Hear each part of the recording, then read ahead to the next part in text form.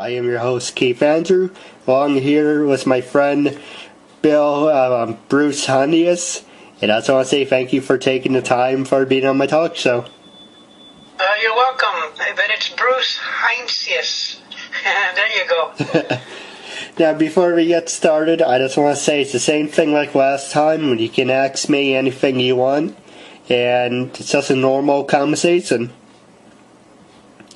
And for people who want to know what uncensored is, uncensored is my way to show people that even with a learning disability, I can still overcome controversy and reach my goals in life. And it's a perfect example, if I'm turning myself into an example, for people out there deaf, blind, or in a wheelchair. You don't have to label yourself as mentally challenged or handicapped. If you're very passionate about what you're doing in life, you should go out and do it. And you should prove to people you can still amount to something. With that being said, what can you tell me about yourself? Well, knowing from what background you come from, what would be most interesting is that I am a photographer and I work on movies as a cinematographer occasionally on the independent projects. And I was a photographer on the Power Rangers the very first season, behind the scenes, and while they were making it, I was taking still photos that you've seen out there. Oh, that's pretty cool. I do a lot of different types of photography and video and cinematography. It's such a very diverse city that I really enjoy mixing it up. Do you miss working with Power Rangers, or are you happy that time in your life is over, or? Say it again, please. Are you happy with Power Rangers, or are you happy your time with them or it's over? Do you miss working with them? No, it was a great experience. Working on the Power Rangers was one of the most fun projects I ever did, because it really was part of who I am and who I've been from my childhood. I grew up on robot-type movies and Japanese, monsters and robots. So it was the perfect type of project for me. And I really got into the action photography while they were doing martial arts and things.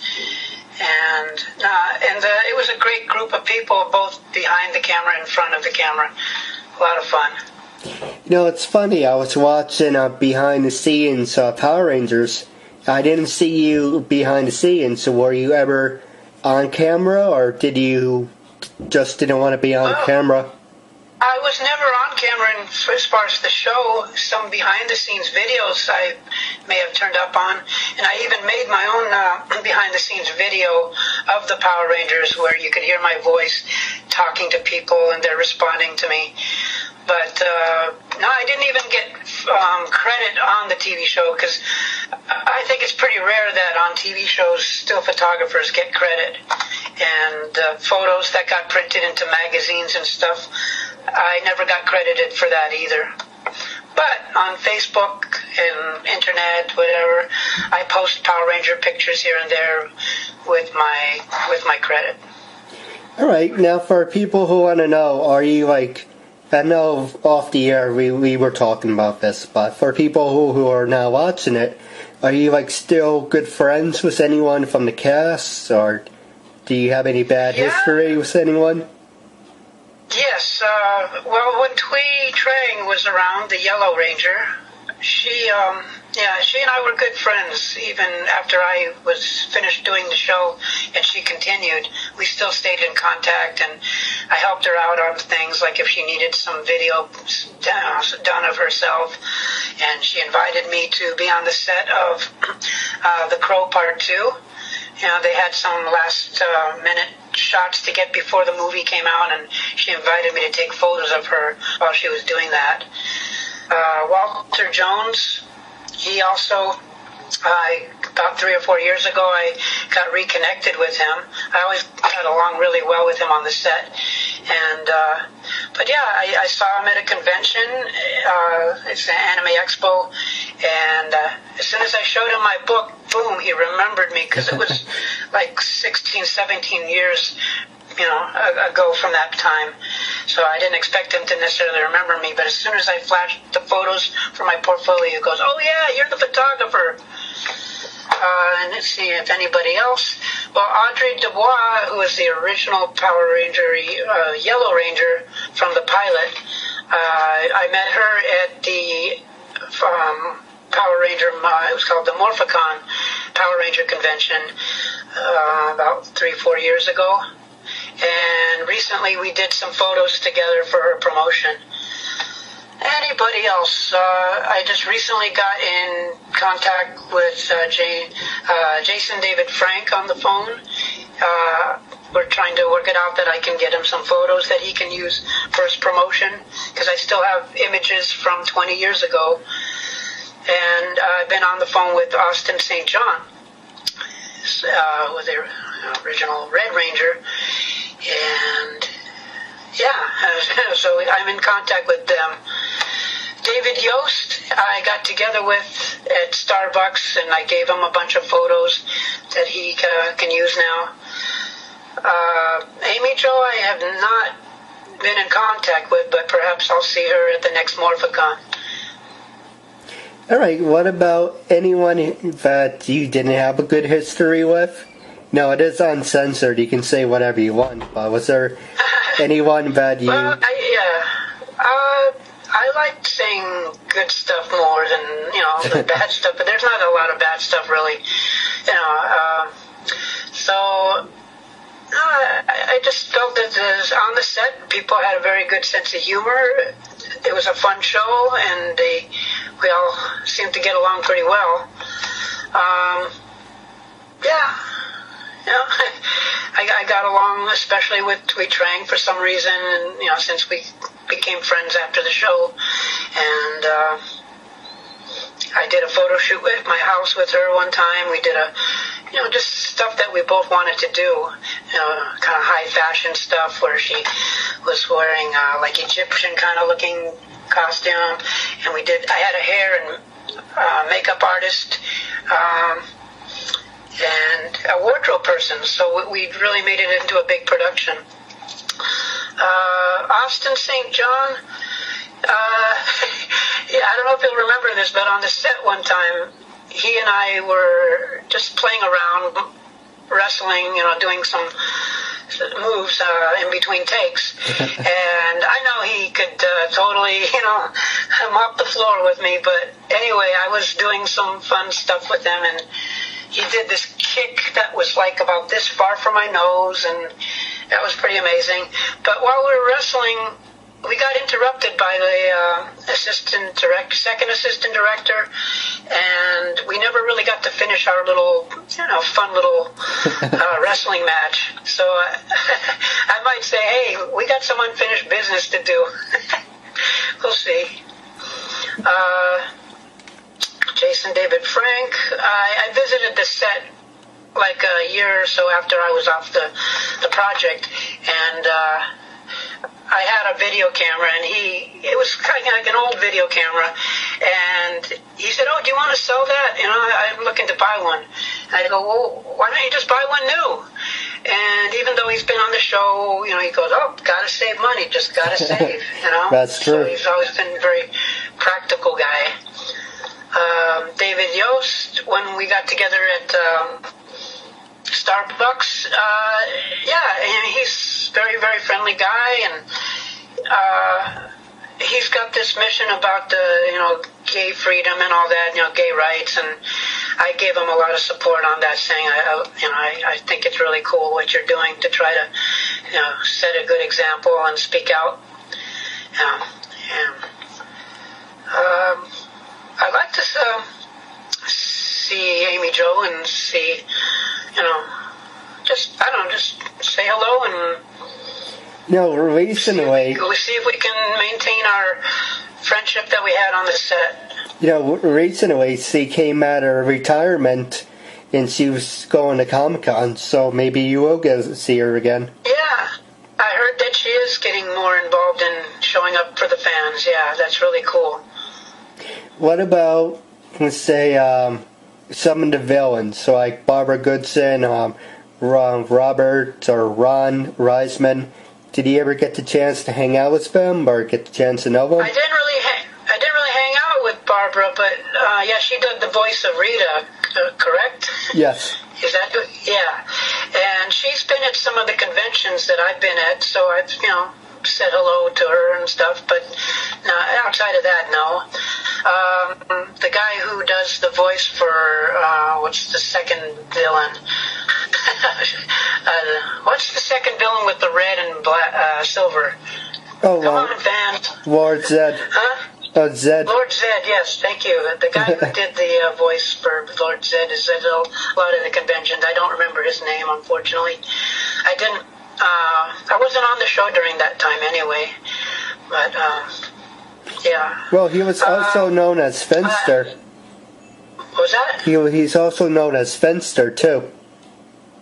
Yeah, he did the voice of Spencer, one of the underlings or one of his minions or whatever you want to call them. I remember he had like a big ears and kind of, I don't know, I don't remember exactly. But also the guys who played Bulk and Skull, Paul Schreier and Jason Narvi, I see them at the conventions. I saw them at the premiere of the first Power Ranger movie. And they are the nicest people. I find that villains often are the nicest people. Not to put anything down on the heroes, that are nice too, but yeah, they always remember me for some reason, even though I was only there for 7 months in the year 1993. But I see them somewhere and boom, they go, "Hey, Bruce!" They not only remember my face but my name. Where sometimes, that amazes me.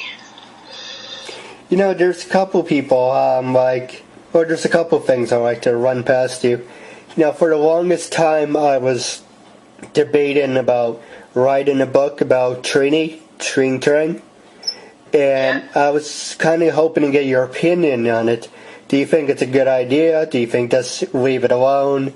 I know it's the thought that counts, but I don't really know much about her. I know I go, excuse me, I know there's lots of little things here and there I know about her, and I created my own pictures of her, but do you think I should go ahead and write my own book? Do you think she would like that, or do you think you should just one of those things where I don't see any inherent harm in doing that. I only see some possibilities of good. But, it can be done in a bad way, I suppose. But as long as your intentions are good, I think it's a great idea. Well, I don't know much about your angle of what you're planning to do, but just from what you told me just now, it sounds like a great idea. Well, the whole point of it's just doing it out of respect for her. I wouldn't be making money off it. All of it would be for free. It would be just doing it out of respect and love. Yeah, that sounds like a good place, and hopefully the end result would also be good, which I'm pretty sure it would be. What about that? Let's see. What about the other people that took over? The second Red Ranger, or the people who took over after Tring. Do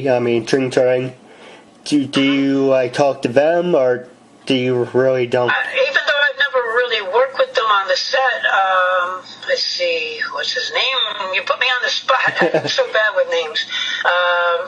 Johnny Young Bosch. He was the second guy to take over the role of Black Ranger. And yeah, I was in touch with him because I stayed in contact with some of the stunt guys who were working on the show even after I left. And so I went to Johnny Young Bosch's wedding and as a guest, and that was kind of neat. I've seen Steve Cardenas at some of the conventions, like the Power Morphicon. Maybe that's the only place I've seen him. And I saw him when I visited this set one time, about a year or two after I was, doing other things. Let me think. What's her name? The blonde that played the Pink Ranger. You can help me out on that. Come on. The pink one, I think her stage name was Kat. I don't know. Okay. I don't know her real name, actually. Right. But she's been at the Power Morphicons, the two that I've gone to. No, that's about all I can think of. There's other characters like the one who plays the teacher. That's about all I can think of right now. Actually, it's funny, I got the chance to do the interview with you. I got the chance to do an interview with Mrs. Appleby, Rita Raposa. Yeah, the one who plays Mrs. Appleby, that's the one. Lord Zed. What about, were you friends with Ron, or you never got the chance to hang out with him? Who's that? Oh, Ron, he's the music producer, composer. No, when I was working on it, Shuki Levy, I believe, was doing it. If I'm not, did I got that right? I think so. What about Kurgan? Who are you good friends with him? I don't know who that is. Remember, I was there only the first season. Right. So I guess Kurgan would have came in and close to the second, I think. But he was Goldar. I don't know. All right, not a big deal. What about, do you have any funny stories you want to talk about, about Tree Trang, or do you have any funny stories you want to share? Well, I did mention that in the other interview, but since people are only watching this one maybe, when I came to the set with the photos, or I just arrived on the set and Twee Trang would run up to me or just say, "Hey, Bruce, do you have any new photos?" She was so excited to see anything that was new. And I would just pretend like I didn't hear her right. And I go, "What? Do I have any nude photos?" And she goes, "No," I said, "new." And so I said, "I recommend you use the word recent." So she started doing it that way. Let's see, what else? Gosh, funny stories. I wasn't prepared for that question, but that's all I have. Nothing new. All right, well, any new projects you're working on or anything you want to talk about, promote? I'm just about to finish one where I'm the director of photography on Rage of Innocence, and we're doing it kind of super low budget. But we got this actress who's really, really good, and she didn't really do a lot of things, but while we were shooting it, she went on an interview for the Hunger Games, and she nailed it. She got hired, and they liked her performance so much that apparently they extended her role a bit.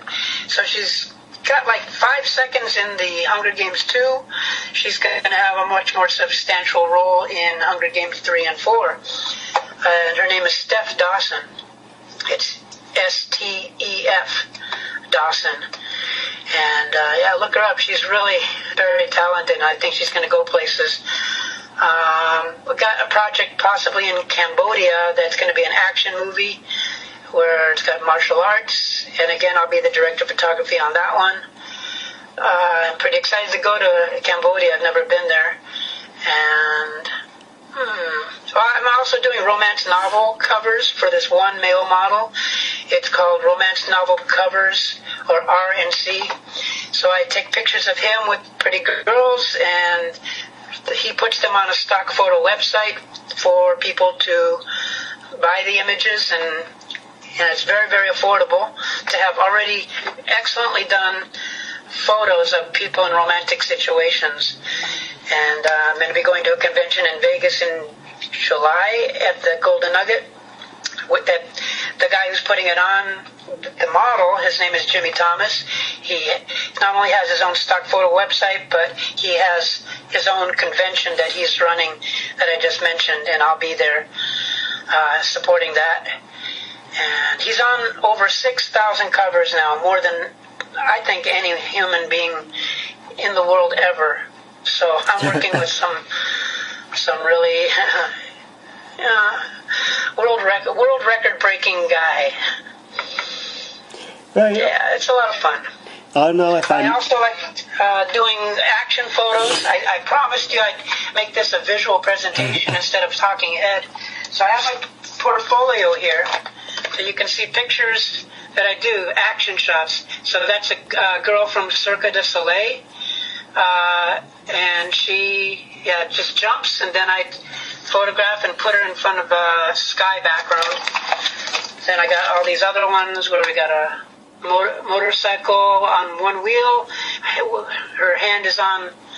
Anyway, I won't go through so much detail. There you go. It's hard to see, but amazing action shots that we put together with pretty girls and amazing backgrounds. That's my passion, and working on Power Rangers helped develop this, to do really cool action stuff. Yeah, that's awesome. That. Yeah, you can see more of it online if you want to look me up, And when I go to the conventions, I do all these, and I turn these people in costumes into real action heroes, by making them jump in the air, and I'll take pictures while they're still moving. This is from a TV show called the WMAC Masters, where this guy was actually the Liu Kang in the video game of Mortal Kombat. And there's the action shot. And of course we have to get to what you guys know me for, the Power Rangers. They didn't do any action scenes like this while they were filming the first season, so I had to direct them to. These were extras, not stunt people, but this one guy just happened to know how to jump better than I can. And, there we go. Some fun behind-the-scenes stuff.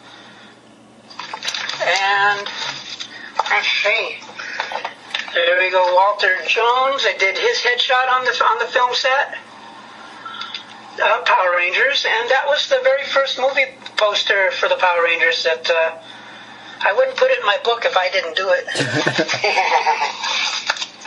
It's funny, when people talk, it's funny when people mention Power Rangers, I always say the movie would have been 10 times better if it had the original cast to it. And if it had the original photographer. Yeah, that's true. But yeah, as a kid, I grew up with these kind of things. This is Gigantor. In Japan, he's known as Tetsujin 28. And then, he just lost his arm. But, here's a giant robot, kind of an Egyptian pharaoh-looking versus the Trojan. And, those were things that I liked as kids, and I still... I like robots and monsters and stuff like that today, and it's affected my photography, and there you go. No, it's funny, I'm 26, and like I said, it doesn't really matter 26, 50. If you love stuff when you were a kid, like, for example, like wrestling, you're never too old for the WWF or the WWE. If you have a passion for something, you're very strongly have a passion for art, if you have music, or you're never too old to do anything. You shouldn't have set limits for yourself or anything. Well, I don't know if it's like absolute, because maybe sometimes like they say, okay, you're too old or you're not physically fit to go to be an astronaut. I know they make some exceptions for that, but they have some standards. But it's the reality is our bodies do change as we age, so we're not going to be able to do our top performance when we get older. Even this guy named Dan Inosanto, which was one of Bruce Lee's disciples, if you will. He learned the Jeet Kune Do, and he was in Game of Death. So he's teaching Bruce Lee's martial arts, Jeet Kune Do, and I interviewed him, and he was saying, by the time you really learn how to do something and you really understand it, you're too old to do it really, really well. It takes that long to really learn something, and if it's physical like that, he's too old to really do what he's learned. But yeah, that's my philosophy about that. Sorry. No, that's fine. Now, before we wrap up, there's a couple of subjects I would like to talk to you about, if you don't mind. And one of them is, where do you stand on, I was going to say healthcare, but where do you stand on gun control and everything? Do you think there should be more rules on gun controls? Where do you stand on that? That's a pretty deep question. I'm not really sure where I stand on it. I think we should have the right to bear arms, but we should have some kind of controls for. I mean, we already do. We have the serial numbers and everything, and you have to get registered to own guns. So I think that's we're going in the right direction regarding that. Some countries have, they don't allow guns except to certain people. And I think if you look at the statistics, you can help let that guide us. We can let that guide us. Like you say, okay, in China, no guns. I'm not sure if that's true, but I think that's one of the countries, and maybe England. And just look at the statistics. Is crime down or up? But still, I think you have the right to defend yourself. But there's risk involved in either way. If you don't have a gun to defend yourself, then you're screwed. If you do have a gun, it can be turned against you if they get the gun. Or people, when they're angry, if they have a gun, they might do something stupid, So it's not an easy answer. And what was the other one about the health care or something? Yeah, I was going to ask about that, and I skipped over it. But you can answer if you want. But I was going to ask you... Yeah, health care. I mean, if you're talking about Obamacare, is that what you're going for? Yeah, more or less. Personally, so far, I haven't signed up. I don't really like to be forced, and I know I have an option to just pay the fine of like $95 or whatever, or 1% of my income. So at this time, I don't really want to do it, partly because I think I can actually save money unless I get into a really unfortunate accident. But I keep myself healthy by eating right and keeping stress maintained. And I don't think it's very defined. Even Obama doesn't really know what's in the bill. So I think once you sign up, the price could go up, and there's a lot of things in there that aren't really what he promised. So, he said, you can get your own, you can keep your own position or whatever. But I think sometimes those rules are not the case that he said. So I think I'd rather just sit and wait if I can. Yeah, I agree. So, the social way to do it isn't such a bad thing, because some countries have health care for everyone, and that sounds pretty good. But I don't know. I haven't done enough research to comment that deeply. All right. Like we were saying about gun control, I believe in the Second Amendment, and I do support it. You do have the right to protect yourself and your family. And you have the right to bear arms, to own weapons. Right. And in some cases, you do have the right to kill in self-defense, only in self-defense. And a lot of people like to, misconstrue that. A lot of people say, we say you can kill in self-defense, but are you really saying you're supporting killing people? And it's like, no, that's not what I'm saying. I'm saying if you're in a fight or flight, or if you're back into a corner and you have to do something to protect yourself and your family, that's the only time where it's okay to actually say you can fight back and take action in your own hands. I'm not just for the hell of it, take someone to life. There's a couple of stories I want to like to mention. There's this 3 15-year-olds who killed this guy for no apparent reason, just because they were bored. There's this random shootings in the mall in Sandy Brooks, and at the same time you're like, you have amendment freedom of you have a right to bear arms, but at the same time, there should be limits to it. Like if you're mentally challenged, or if you have mentally disturbed, or you have a learning disability, or if you're a convict, I think that's where you should limit those people. They should be on, have a list of people and saying, okay, you're normal. You should have the right to protect yourself. But at the same time, if you're on the other side where you're mentally disturbed and you're a danger to yourself and people around you, you should be on a list of being banned from having firearms. You know what I mean? Yeah, people think, oh, I feel threatened. And then they think, oh, I have an automatic license to kill that person. But yeah, it's just like what we feel about the police. We don't want them to go overboard to do their job. They don't have to use unnecessary force. We hear these stories where somebody got killed by the police, and we have to look how it didn't seem like it was necessary. And it happens on the other side as well, that when somebody's threatened and they think they have the right to use deadly force just because they feel threatened. But sometimes shooting them in the leg is enough, so you can run away. You don't have to blow their head off. So I think it needs to be done responsibly.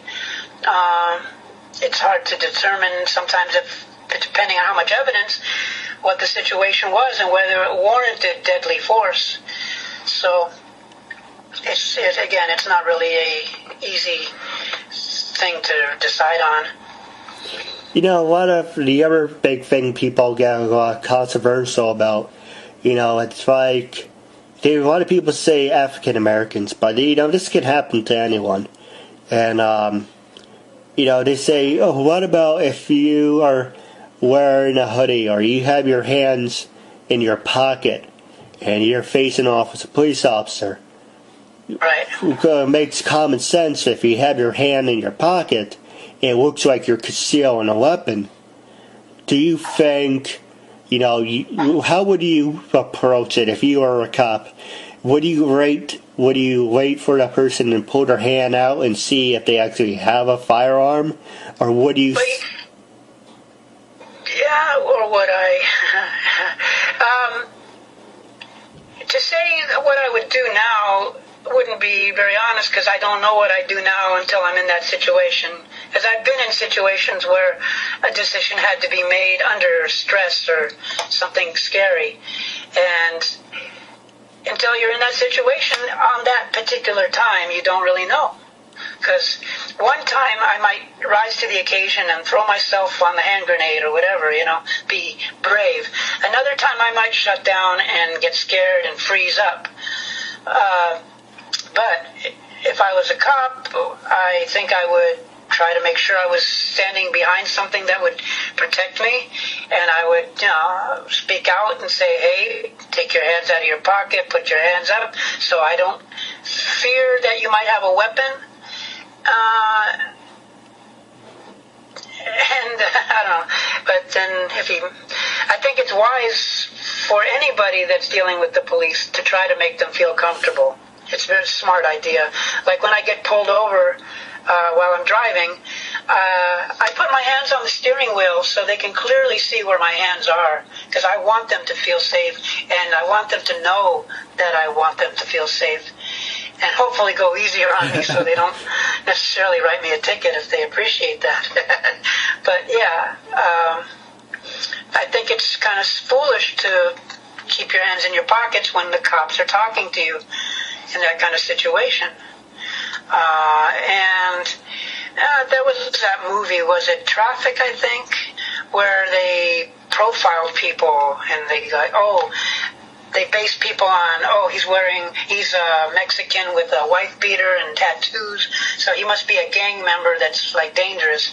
But in reality, that guy was a very good locksmith who did, he had a professional job, and he had a daughter that he protected from being frightened. He was a very opposite of what he was wearing.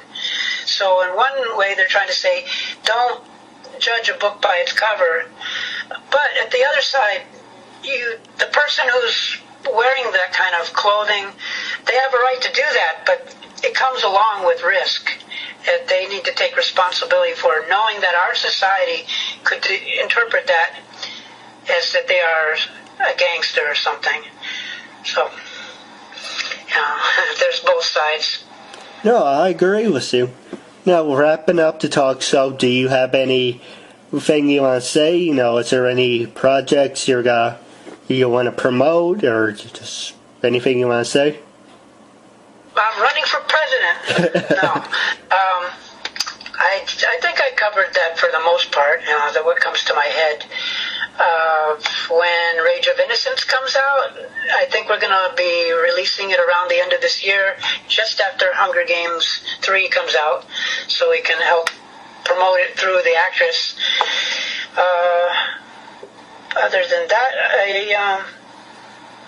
just if you need a photographer that's got a passion for lighting, the poses, action, romance, I try to specialize in versatility. If that's an oxymoron, so be it. And I also make movies as far as the camera operator, cinematographer, and doing the lighting. So if you look at my work online, see if you like it, and I'd be happy to talk working on projects with people out there. If actors need headshots or anything, I'll do you justice, and I'll back up my work.